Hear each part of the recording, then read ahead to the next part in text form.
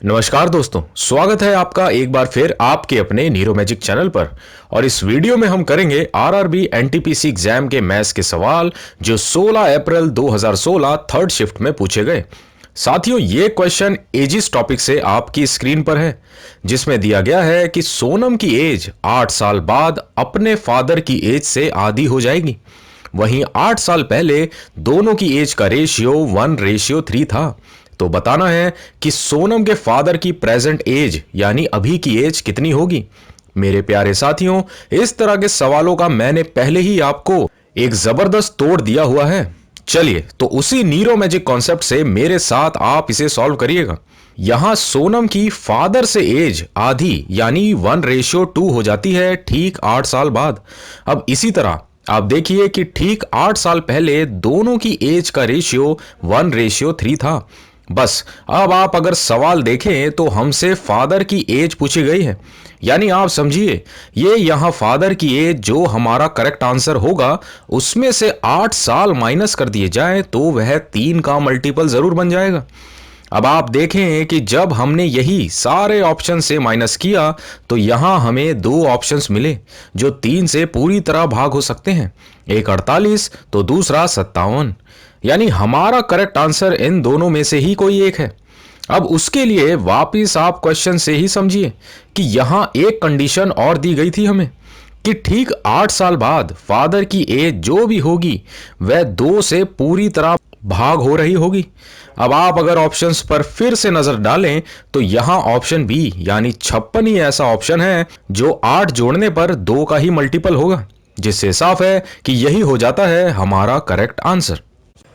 Hello friends, आप में से जो लोग मुझे नहीं जानते, मेरा नाम नीरो है। मैं काफ़ी सालों से गवर्नमेंट कॉम्पिटिटिव एग्जाम्स की प्रिपरेशन करवा रहा हूं। मेरे स्टूडेंट्स इनकम टैक्स डिपार्टमेंट जैसे काफ़ी गवर्नमेंट डिपार्टमेंट्स में पोस्टेड हैं। अगर आप इस चैनल पे नए हैं तो ज़रूर सब्सक्राइब कीजिए और बेल आइकन को प्रेस कीजिए। तो चलिए शुरू करते हैं आज का सेशन।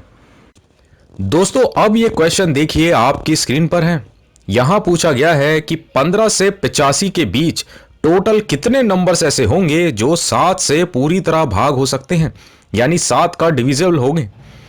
मेरे प्यारे साथियों, इस तरह के क्वेश्चन में अक्सर कैंडिडेट्स अरिथमेटिक मीन का फॉर्मूला लगाकर इसे सॉल्व करने की कोशिश करते हैं, लेकिन आपको यह सब करने की बिल्कुल जरूरत नहीं है। जी हां, अब आप बस यहां समझिए कि कैसे इस तरह के सवालों को चुटकियों में निकाला जा सकता है। आपने बस एक काम करना है, वो ये कि जहां से लेकर जहां तक के टोटल नंबर्स पूछे गए हैं, बस उन्हीं दोनों नंबर्स को 7 से डिवाइड करके सिर्फ क्वेश्चन ले लेना है। जैसे यहां 15 को 7 से डिवाइड किया जाए तो हमें 2 क्वेश्चन मिलता है, क्योंकि 7 दूनी 14 होता है और रिमाइंडर हमें नहीं देखना। बस इसी तरह 85 को भी 7 से भाग करने पर हमें क्वेश्चन 12 मिलता है। बस इतना सा काम था। अब आपने इन्हीं 12 और 2 को आपस में माइनस कर देना है, जिससे हमें यहां 10 मिलता है।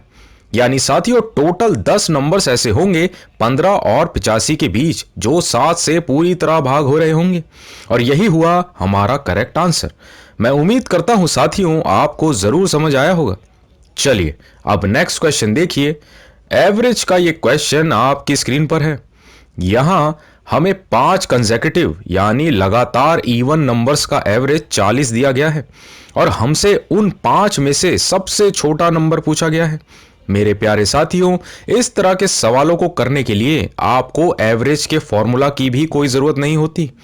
आपको बस एक बात पता होनी जरूरी है कि एवरेज का मतलब मिड वैल्यू होता है। अब अगर इस हिसाब से समझा जाए तो 40 अगर मिड वैल्यू है किन्हीं 5 नंबर्स की, तो इसके पीछे और आगे 2 लगातार इवन नंबर्स भी जरूर होंगे, और वो जरूर 36, 38 और इधर 42 और 44 ही होंगे। तभी 40 मिड वैल्यू हुई इन 5 नंबर्स की। अब हमसे सवाल में सबसे छोटी वैल्यू पूछी गई है, और वह यहां 36 हमें मिली, यानी यही हो जाता है हमारा करेक्ट आंसर। उम्मीद करता हूं साथियों आपको जरूर समझ आया होगा। चलिए, अब नेक्स्ट क्वेश्चन की तरफ।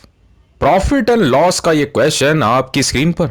यहां दिया गया है कि मोहन एक जीन्स को 20% प्रॉफिट पर बेच देता है, उस पर 15% डिस्काउंट देने के बाद। तो बताना है कि उस जीन्स की कॉस्ट प्राइस और मार्क्ड प्राइस यानी डिस्काउंट लगने से पहले का जो प्राइस था उनका रेशियो क्या होगा। मेरे प्यारे साथियों, आप इस तरह के सवालों में बस एक चीज करा कीजिए, वो ये कि मान लीजिए वो जीन्स 100 रुपए की थी तो उस पर मिलने वाला 20% का प्रॉफिट यानी टोटल 120 रुपए हुआ। इसी तरह 100 रुपए की जीन्स पर अगर 15% डिस्काउंट दे दिया जाए तो वह 85 रुपए की पड़ेगी। अब बस आपने इन्हीं 120 और 85 का रेशियो ले लेना है, जिससे हमें मिलता है 24:17। यानी उस जीन्स को 24 रुपए पर मार्क किया गया था जिसका कॉस्ट प्राइस 17 था। अब आप अगर ऑप्शन देखें तो हमें यहां ऑप्शन ए मिलता है 17:24, जिसमें कॉस्ट प्राइस पहले और मार्क्ड प्राइस का रेशियो दिया गया है सवाल के हिसाब से। यानी यही हो जाता है हमारा करेक्ट आंसर। चलिए अब नेक्स्ट क्वेश्चन देखिए, ये आपकी स्क्रीन पर मिक्सचर एलिगेशन का क्वेश्चन है। ये यहां 30 लीटर्स का नमक का एक मिक्सचर है जिसमें 5% नमक है। अब इस मिक्सचर में कितना पानी मिला दिया जाए जिससे नमक सिर्फ 3% का रह जाए। मेरे प्यारे साथियों, बहुत ही आसान सवाल है ये। आप यहां समझिए कि इसमें एलिगेशन लगाया कैसे जाता है। यहां नमक हमें 5% दिया गया है मिक्सचर में और बाद में इसमें सिर्फ पानी मिलाया जाता है, यानी नमक तो मिलाया ही नहीं गया, जिसके लिए हम 0 लेते हैं। अब ये सब होने के बाद नमक 3% का बचा था सवाल के हिसाब से।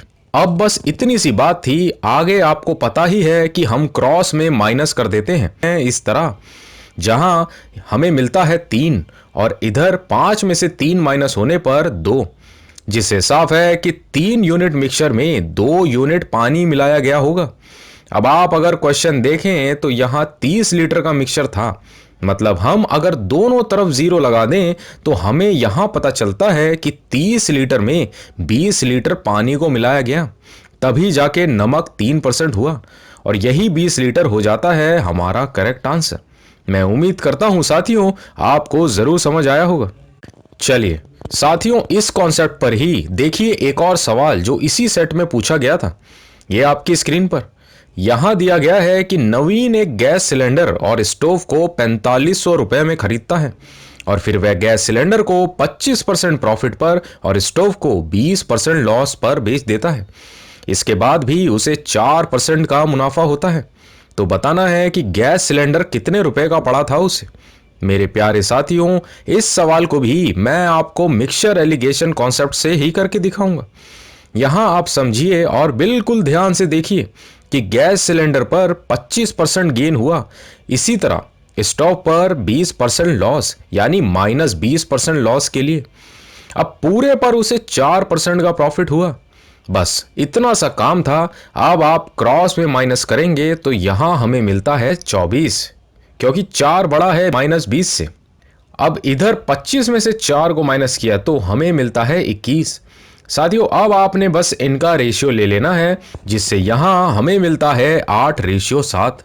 यानी अब अगर आप क्वेश्चन में देखें तो हमसे यहां गैस सिलेंडर का कॉस्ट प्राइस पूछा गया है और यहां गैस सिलेंडर का रेशियो 8 मिल गया है हमें, जो 4500 में 8 यूनिट और स्टोव का 7 यूनिट का जोड़ है, जिससे यहां समझिए आप गैस सिलेंडर का रेशियो 8 को डिवाइड करना होता है दोनों के जोड़ यानी 8 और 7 से, जो होता है 15, मल्टीप्लाई बाय टोटल वैल्यू यानी 4500 रुपए, जो दोनों की कुल कॉस्ट प्राइस थी। अब आप देखें सॉल्व करने पर हमें मिलता है 2400। इससे साफ है कि 2400 ही हो जाता है हमारा करेक्ट आंसर। मैं उम्मीद करता हूं आपको जरूर समझ आया होगा। चलिए अब नेक्स्ट क्वेश्चन देखिए, ये आपकी स्क्रीन पर। यहां विकास 5 केले खरीदता है 4 रुपए में और 4 किलो को बेच देता है 5 रुपए में। तो अब बताना है उसका प्रॉफिट कितने % का होगा। मेरे प्यारे साथियों, इस तरह के सवाल इसी तरह एक टिपिकल फॉर्मेट पर पूछे जाते हैं। इसके लिए बस आपको एक चीज हमेशा याद रखनी है कि ऐसे सवालों के लिए आप ये फॉर्मूला बाय हार्ट याद कर लेंगे। R1Q1 double ratio R2Q2। अब ये R1Q1 क्या होता है तो क्वेश्चन में देखिए, R1 यानी जो पहला सामान जितने भी रुपए में खरीदा गया हो, और इसी तरह Q1 यानी क्वांटिटी कि कितना सामान खरीदा गया। जैसे यहां पहले 4 रुपए में 5 केले लिए गए, फिर R2 यानी 5 रुपीज में Q2 यानी 4 केले बेचे गए। बस इतना सा काम था। अब आप समझें कि इन दोनों को मल्टीप्लाई करने पर आपको मिलता है सेलिंग प्राइस जो हुआ 25 रुपए का। इसी तरह इन दोनों को मल्टीप्लाई करने पर हमें मिलता है कॉस्ट प्राइस जो हुआ 16 रुपए का। अब यहां से तो आप आसानी से प्रॉफिट परसेंटेज निकाल सकते हैं। टोटल 9 रुपए का प्रॉफिट 16 रुपए पर हुआ जो 56.25% हुआ, यानी यही हो जाता है हमारा करेक्ट आंसर। मैं उम्मीद करता हूं आपको जरूर समझ आया होगा। चलिए अब नेक्स्ट क्वेश्चन देखिए, ये आपकी स्क्रीन पर। यहां देखिए आप कि हमें कॉम्प्लीमेंट्री एंगल्स का रेशियो दिया गया है 11:7। तो बताना है कि सबसे छोटा एंगल कौन सा होगा। मेरे प्यारे साथियों, सबसे पहले आपको कॉम्प्लीमेंट्री एंगल का पता होना जरूरी है कि दोनों एंगल्स यानी एंगल 1 और एंगल 2 का सम जब 90 डिग्री के इक्वल होता है तो वह एक दूसरे के कॉम्प्लीमेंट्री एंगल कहलाते हैं। अगर 180 डिग्री का होता तो सप्लीमेंट्री एंगल। इस चीज को हमेशा याद रखें आप। लेकिन यहां आप देखिए सॉल्व करने की जरूरत भी नहीं है आपको, क्योंकि सवाल में सबसे छोटा एंगल पूछा गया है जिसका रेशियो हमें 7 गिवन है, यानी जो भी हमारा करेक्ट आंसर होगा वो 7 का मल्टीपल जरूर होगा। अब आप ऑप्शन देखें तो यहां ऑप्शन ए यानी 35 हमें मिलता है जो 7 का मल्टीपल है, यानी यही हो जाता है हमारा करेक्ट आंसर। मैं उम्मीद करता हूं साथियों आपको जरूर समझ आया होगा। चलिए अब नेक्स्ट क्वेश्चन देखिए। इसी पर बेस्ड एक और क्वेश्चन जो इसी सेट में पूछा गया, इसे हम ऑप्शन से बड़े ही आसानी से निकाल सकते हैं। यह आपकी स्क्रीन पर। यहां एक ट्रायंगल के तीनों साइड्स का रेशियो दिया गया है 2:5:8 और हमसे सबसे लार्जेस्ट यानी बड़ा एंगल पूछा गया है। साथियों अब जो हमने लास्ट क्वेश्चन में किया वही आपने इसमें भी करना है। देखिए यहां हमसे सबसे बड़ा एंगल पूछा गया है जिसका रेशियो भी हमें 8 यूनिट दिया गया है, यानी हमारा करेक्ट आंसर 8 का मल्टीपल जरूर होगा। और मेरे प्यारे साथियों एग्जाम में सिर्फ एक ही ऑप्शन ऐसा था जो 8 का मल्टीपल था, आप खुद देखें, यानी ऑप्शन बी 96, और यही हो जाता है हमारा करेक्ट आंसर। चलिए अब नेक्स्ट क्वेश्चन देखिए, ये आपकी स्क्रीन पर। यहां अतुल और विनय एक साथ किसी काम को 5 दिनों में पूरा कर सकते हैं। अब अगर विनय किसी काम को 8 दिनों में पूरा कर सकते हैं तो बताना है कि अतुल उसी काम को पूरा करने में कितने दिन लेंगे। मेरे प्यारे साथियों आपको बताया था मैंने कि इस तरह के टाइम एंड वर्क के सवालों में आप हमेशा ही रेशियो लेकर सॉल्व करेंगे। यहां समझिए दोनों का समय 5 दिन और विनय का 8 दिन है, यानी दोनों का रेशियो हमें 5:8 मिलता है, जिससे साफ है कि अतुल जितने भी दिन काम को पूरा करने में लेगा वो जरूर इस 5 और 8 का मल्टीपल जरूर होगा। अब आप ऑप्शंस देखें तो यहां ऑप्शन ए यानी 40/3 जो 5 और 8 दोनों का मल्टीपल है, यही हो जाता है हमारा करेक्ट आंसर। और दोस्तों इसी के साथ होता है आज का सेशन कंप्लीट। मैं उम्मीद करता हूं आपने हमेशा की तरह आज भी कुछ नया सीखा होगा जिससे आपको काफी फायदा मिलेगा। आप अपने व्यूज नीचे कमेंट्स में जरूर बताएं। अब हम मिलेंगे नेक्स्ट सेशन में एक और धमाकेदार वीडियो के साथ। तब तक के लिए जय हिंद।